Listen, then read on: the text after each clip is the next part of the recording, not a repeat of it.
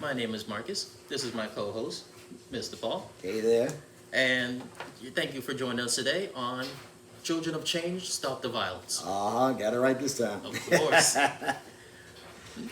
For today's episode, we're going to be talking about how MLK's legacy affects us personally. What's it mean for us, as well as if whether we see it out there in society, whether with everyone just interacting or just how society operates. Just to start off, tomorrow is MLK Day. For those that don't really know, the abbreviation MLK is Martin Luther King. Martin Luther King Jr. is one of the United States, or just in general the world, one of the world's most impactful and influential figures. He was one of the biggest figureheads in regards to the civil rights movements that happened early, like 60s, 70s of the United States history.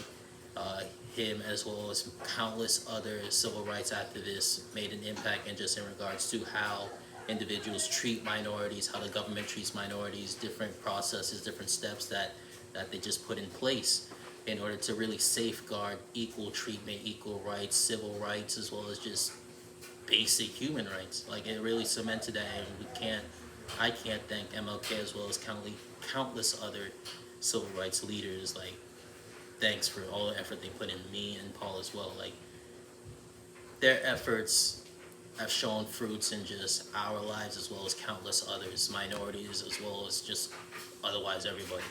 The friendships, the connections, the experiences couldn't have been made without the efforts of MLK, as well as all the countless other civil rights leaders. So once again, both want to appreciate and give the acknowledgement for those that really put that effort, put that stride, put that blood, sweat, and tears with really making or attempting to make their dreams come true. Going off from that, I'm going to go ahead and answer really the topic of why we're here, really the impact of MLK's legacy with us, as well as like whether we see that out there today.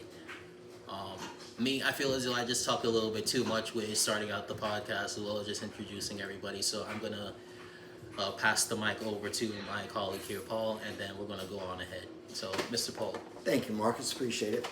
This is a new thing for us. We're hoping to make it something really big with your help, and pass it on to tell your friends, tell your family, tell your wife, tell your spouse. Please pass the word, because we think that COC, Children of Change, Yep. Stop the Violence, is going to be something that needs to be told, something that needs to be said. We're going to hit subjects, whether it's here in our studio, as we call it for now, or out in the street. Please look forward to seeing us out on the street. We'll be at the beach, we'll be at the park, we'll be at your corner store. We're going to be there. Look for Marcus, look for myself. At some point in time, we're going to even have little hats that say COCSTV, because we want you to recognize us and walk up to us and tell us, what are you fed up about? What do you think will make a change in our children and stop the violence in our communities? We're talking today about MLK. We have to look at a time where civil rights was taken from two fronts. Martin took it from the front of peace, tranquility, prayer. It worked for most, but not for many. Then we have to look at Malcolm, who took it from a point where we had to take it to the streets, get down, mean and ugly, and we had to take it to violence. Now, I have to ask your opinion on this, Marcus. Who do you think made more of an impact? I mean, I know Martin, people feel like he made more of an impact because of his speeches, because of the way he gathered people together. But do you think he made more of an impact in our communities, or do you think Malcolm did? I mean, me just being honest, Malcolm X is a really dynamic figure, because yes, in the beginning of his civil rights leadership and his civil rights movement, he did push for more of an aggressive way of trying to establish change. Right. Slap us in the face, we'll slap you back. You kill one of us, we'll kill you. That was his mentality in the beginning. But for the most part, like, I understand that after so much hatred, after so much just, with so much, pardon my language, with just so much bullshit, without retaliation, there's just so much a human being, so much people can handle.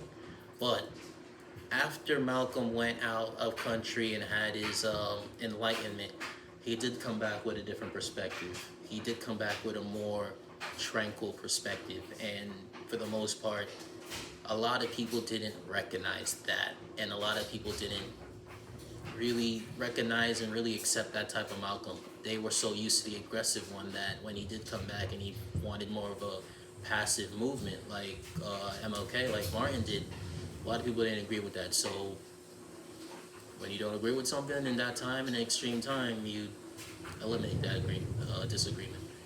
And unfortunately, that's what happened to Malcolm.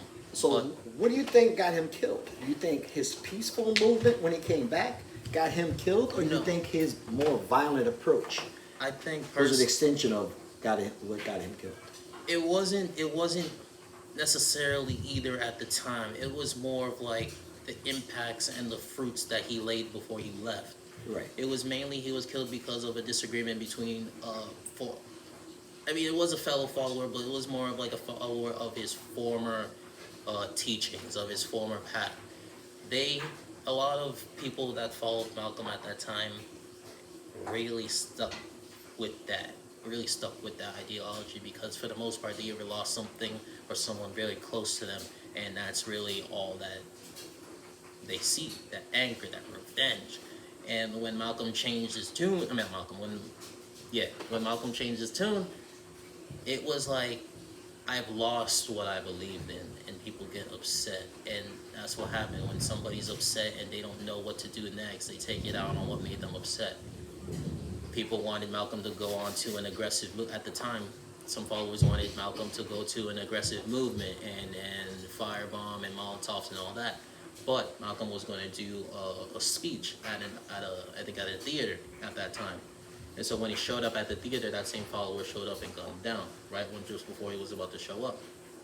So just leading back to the question of which movement, I guess, would make more of an impact. Made more of an impact. I would say MLK's, because for the most part, you get to somebody more impactful when you chip at them more. Like being aggressive and stuff like that, you might get an immediate answer, you might get an immediate response, but it might not be overlasting. It might not be lasting because it's more like, in my opinion, the heat of the moment. Like even though yes, Malcolm touched a lot of people, but aggression is only gonna cause aggression, and it's always just a constant, endless cycle. But with Martin, it was more positive. Like you can't really combat positive with negative. It has to be more positive. And more positive leads to more positive, and that's always good. Like even though somebody's going to be negative all the time, or somebody doesn't really combat what you're trying to say, or more of a negative mindset, it takes more energy to be negative than it is to be positive. You're going to have more resistance with being positive. I mean, you're going to have more resistance to negativity if you're positive, because it's not going to judge you, it's not going to hit you, it's not going to stick. Because you don't worry about that. You don't worry about things that are beneath you. So with Martin, all this negativity, which I respect, all this negativity that keep hitting him, but he just brushed it off and kept going. And if you keep doing negativity and it's not working, you're gonna give up. But positivity, there's always in my opinion, there's always good that comes out of positivity. I got one quick question because our time is about to run out, and our producer's back there kind of giving us the finger again. My quick question is, since Martin, since Malcolm, do you think in our time, our lifetime, there's been anyone that's followed in their footsteps that brung our people together the way they brung our people together? Or do you think there's anyone to come? Quick question, quick answer, because we're about to have to wrap this segment up. The quickest answer would be nobody in that definite mindset, nobody of that definite stature or that definite standing. But there are individuals out there, celebrities, just everyday people like you and me that are trying to make an impact, that are making an impact in our society. And they're in a way still carrying on MLK's as well as later in life Malcolm's legacy. They're still trying, they're still doing it, but maybe not on the same level. With that aspect, I want to say thank you to everybody that joined us today on this podcast. I want to thank Paul for joining me today on this conversation, on this discussion. Once again, I want to invite and encourage a lot of people to please join us. Please check us out. If you're interested, if you have a suggestion, please let us know. Give us a nice little talking point. Come see us out there. Like Paul said, if you do see us out there, you do see us trying to do some, not really invitationals, but just interviews, just let us know. But once again, thanks again. Guys, thank you. Have a great night. Thank you for tuning in with us tonight.